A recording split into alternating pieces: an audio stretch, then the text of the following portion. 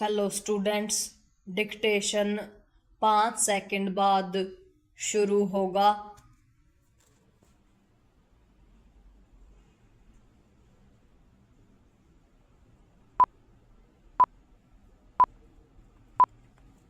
Start.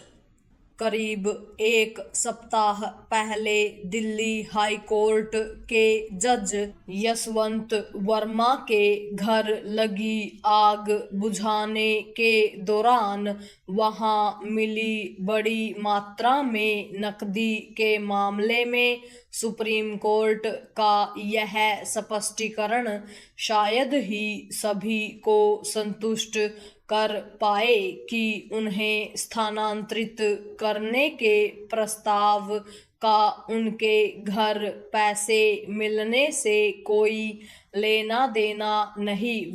यदि ऐसा ही है तो फिर सवाल यह उठेगा कि उन्हें स्थानांतरित करने का प्रस्ताव क्यों आया, और वह भी उसी इलाहाबाद हाई कोर्ट में जहां वह पहले नियुक्त थे। प्रश्न यह भी है कि स्पष्टीकरण तब क्यों आया जब ऐसी खबरें आ गईं कि नकदी मिलने से हैरान सुप्रीम कोर्ट कॉलेजियम ने जस्टिस वर्मा का स्थानांतरण इलाहाबाद उच्च न्यायालय कर दिया। जो भी हो, अब देखना यह है कि सुप्रीम कोर्ट कॉलेजियम इस मामले में क्या फैसला करता है। उसका फैसला जो भी हो, स्थानांतरण कोई समाधान नहीं। यह तो संदेह के घेरे में आए जज को दिया जाने वाला एक तरह का संरक्षण ही उठेगा।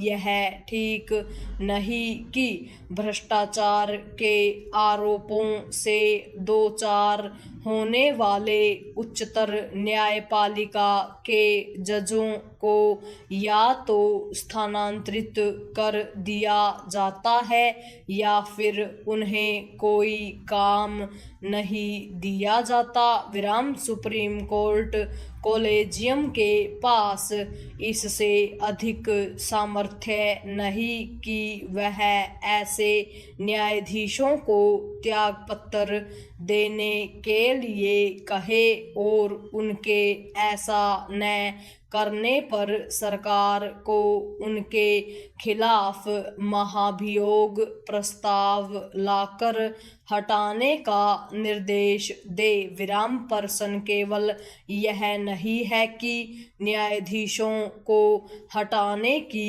प्रक्रिया इतनी दुरूह क्यों है। प्रश्न यह भी है कि उच्चतर न्यायपालिका में जजों की नियुक्ति करने वाला कॉलेजियम सिस्टम अपनी तमाम विसंगतियों के बाद भी अस्तित्व में क्यों है।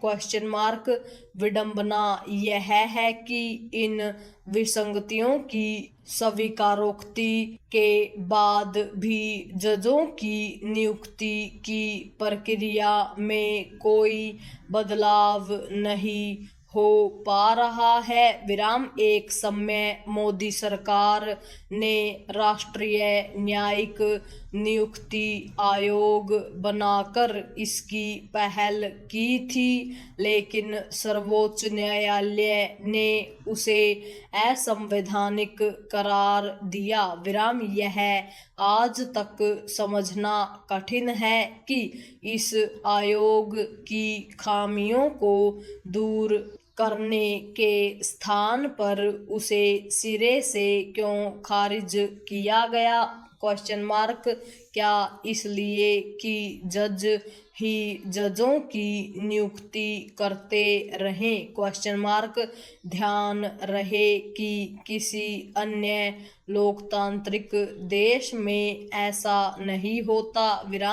यह सही समय है कि जजों की नियुक्ति प्रक्रिया में बदलाव की पहल नए सिरे से की जाए, क्योंकि जहां कॉलेजियम के जरिए होने वाली नियुक्तियों को लेकर सवाल उठते रहते हैं, वहीं न्यायपालिका में भ्रष्टाचार के प्रश्न भी रह कर सिर उठाते रहते हैं। विराम।